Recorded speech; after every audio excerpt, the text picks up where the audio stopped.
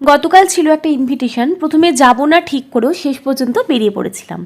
নমস্কার, আমি পশ্চিমবঙ্গের মেদিনীপুর থেকে বৃষ্টি, ছোট্ট ব্লগ নিয়ে। ইনভিটেশনটা ছিল অ্যাকচুয়ালি আমার এক বান্ধবীর বাড়িতে। যাই হোক, তোমাদের সঙ্গে একটা কথা শেয়ার করি। এটা দেখছো, এটা কিন্তু আমার ছেলেদের স্কুল। যদিও ওরা এখন এই স্কুল ছেড়ে অন্য স্কুলে, মানে এদের হাই স্কুলে চলে গেছে, কিন্তু ছোটোবেলাটা ওরা কিন্তু এই স্কুলেই পড়েছিল। বাই দ্য ওয়ে, আমার ছেলেদের আজ থেকে স্কুলে এক্সাম স্টার্ট হলো, মানে হাফ ইয়ারলি এক্সাম। তাই জন্য আমি প্রথমে ইনভিটেশনটা ভেবেছিলাম যে ক্যান্সেলই হবে, আমাদের যাওয়া হবে না। আমার বেশিরভাগ বান্ধবীরাই কিন্তু যায়নি, যেহেতু প্রত্যেকেরই পরীক্ষা স্টার্ট সোমবার থেকে, সবাই প্রচণ্ড সিরিয়াস, তো যায়নি। আমিও প্রথমটা ভাবছিলাম, কিন্তু তারপর ভাবলাম আমার ছেলে তো ওই দুপুরের টাইমে পড়াশুনো এমনিও করবে না, অমনিও করবে না, তার থেকে চলো ঘুরেই চলে আসি।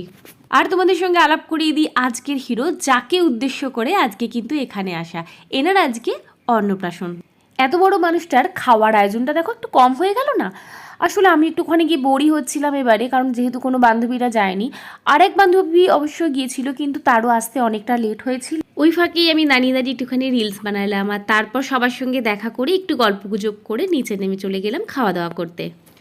এরপর আমরা খেতে বসে যাওয়ার পর খাওয়া দাওয়া অলমোস্ট যখন আমাদের কমপ্লিট, তখন আমার ওই বান্ধবী এসে হাজির। কিন্তু কিছু করার নেই, একসঙ্গে খাওয়া দাওয়াটা আর করা হলো না। আর এরই মধ্যে দেখছিলাম ঝিরঝির করে বৃষ্টি শুরু হয়ে গেল। যদিও এখানে আসার আগে থেকেই দেখছিলাম প্রচণ্ড মেঘ হয়েছিল। আমার ওই বান্ধবীর তো ওই জন্যই লেট হয়েছিল, কারণ ও বেরিয়ে চলে আসার পরেও বৃষ্টিতে পড়ে, আবার তারপর বাড়িতে গিয়ে টোটোয় করে আসে, তাই ওর লেট হয়েছিল।